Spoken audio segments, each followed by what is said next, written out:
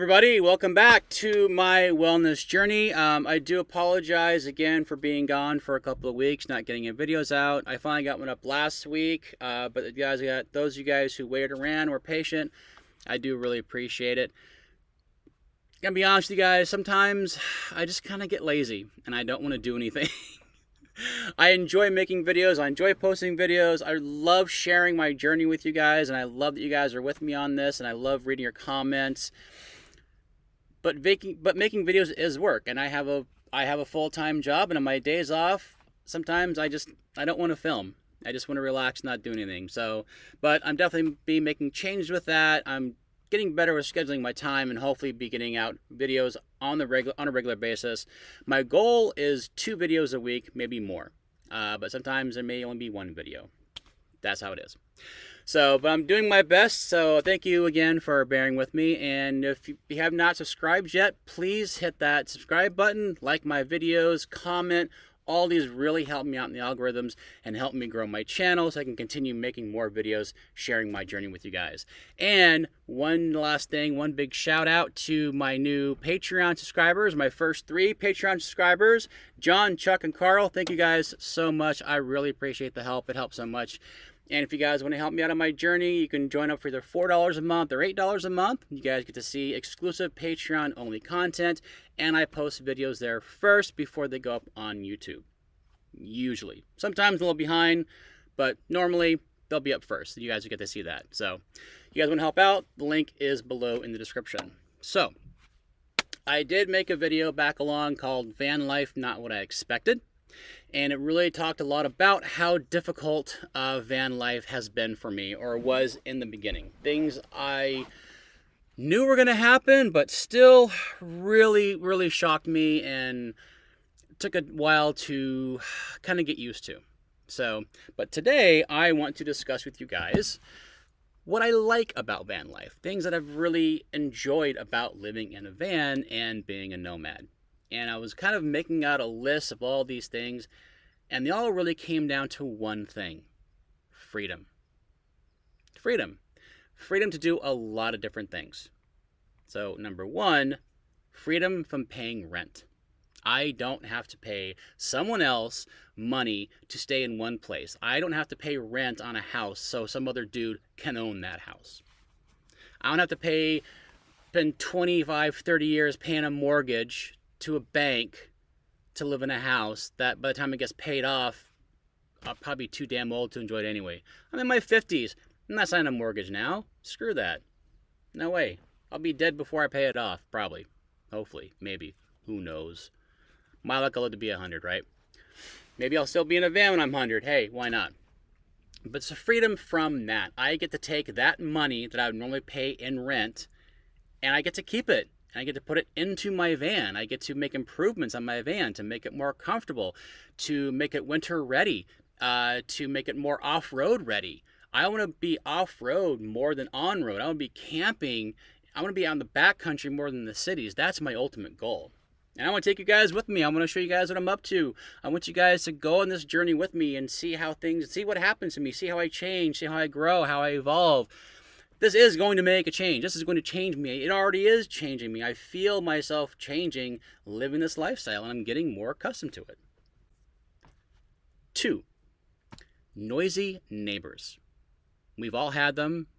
Many of you may still have really noisy or just shitty asshole neighbors.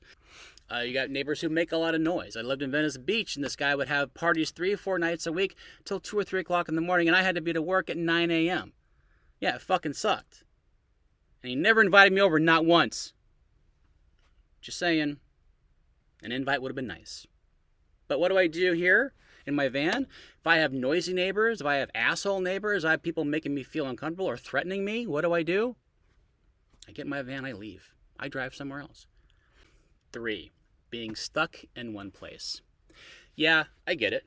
There's a certain amount of security in knowing that when you drive to one singular place, that is your home, and it's never going to change, and it's always going to be there. No one's going to give you a ticket. No one's going to knock on your window and say you can't have your home here.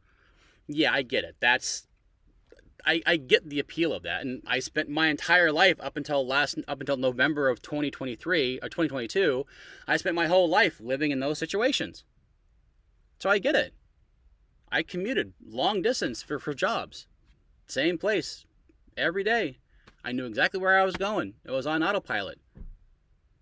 Got boring for me after a while. I like the fact that I'm going to be in a different place. I woke up on the street this morning.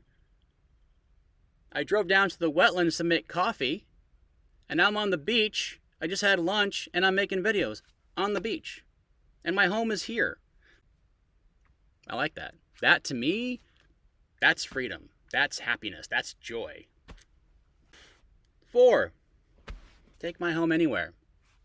Kind of relates to the first one, but still, doesn't have to be a bad situation. It just can be any situation where I feel like moving. Like I just said, I woke up on the street, went to the wetlands, had coffee, now I'm on the beach. After this, I might go for a hike. I might go back to the wetlands and just relax. I might go to a campground and make a little fire and chill in front of a fire and maybe watch some TV, or I don't know. I don't have to plan anything out, which is the best thing too. I can just sit here and decide for myself where I want to take my home, and everything I have is with me. We leave things behind all the time. I would travel, go to a motel, leave something behind. How many times have you left something behind at a motel? I've lost phone chargers, sunglasses, bathing suits, underwear. Don't ask me how I lost that, but I lost underwear in a motel room. Well, I left it behind. I didn't know.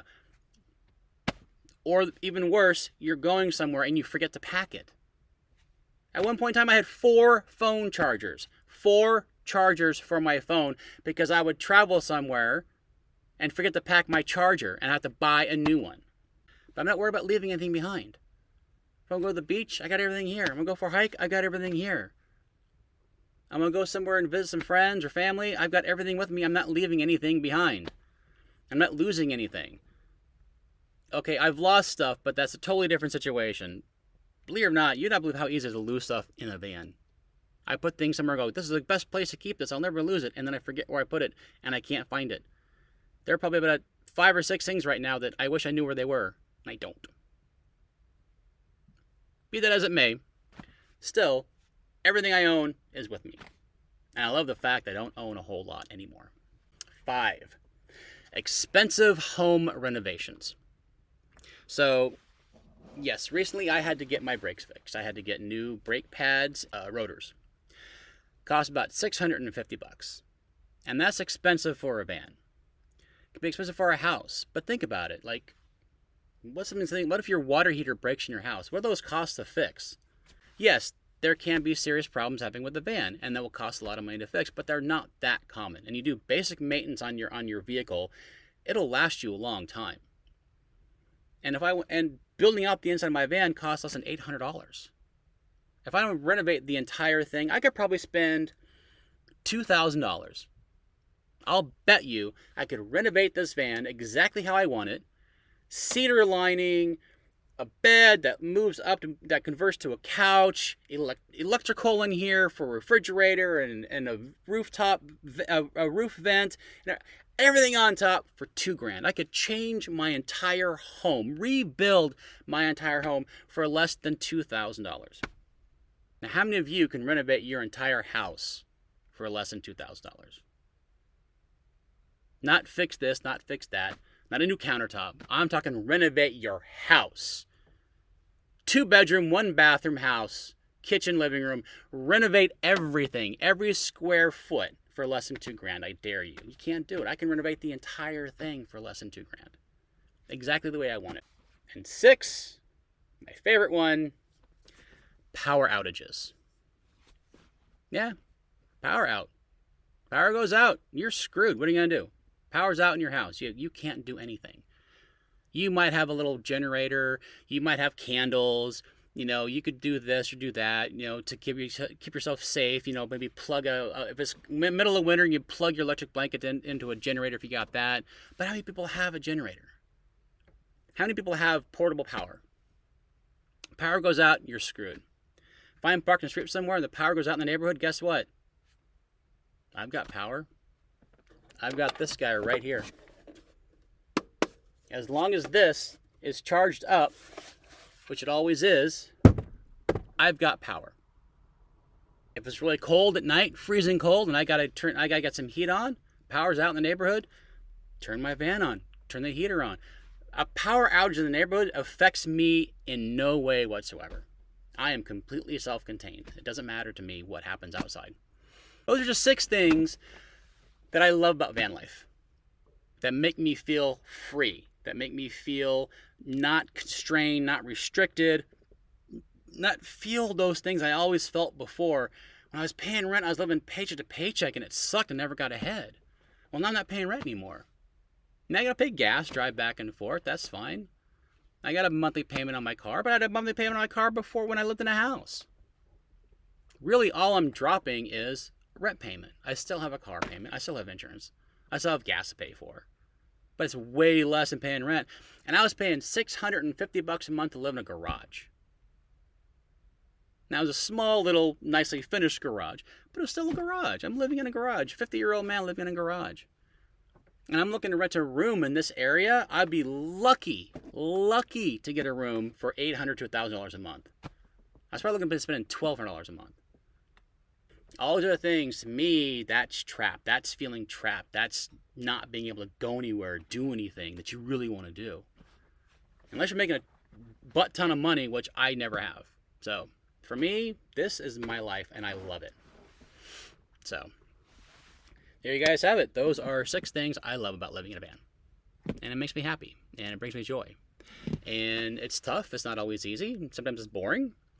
And I've had some nights where I've been a little nervous, hearing doors slam. Well, is it a cop coming knock on my window? What's that noise? Is someone going to knock on my door? Always make sure my doors are locked. It's a process, but I'm getting used to it. I'm definitely getting used to it. I don't feel the loneliness I did anymore, but mainly that's because I live in an area where I know people. I lived here for 7 years, so I have friends here. I have a static job I go to 4 to 5 days a week, so I see people every day. I'm with people. I'm not totally isolated like I was before. So this is really kind of nice. I've been enjoying it. I can't wait to get back on the road again. I can't wait to start traveling and going different places. Hopefully very soon I'll be having days off where I can afford to just kind of go somewhere and maybe do some overnight camping somewhere in BLM land, do some hikes, maybe some tent camping somewhere, and I'm going to bring you guys along with me. So thanks again for staying with me. You guys are awesome. Be well.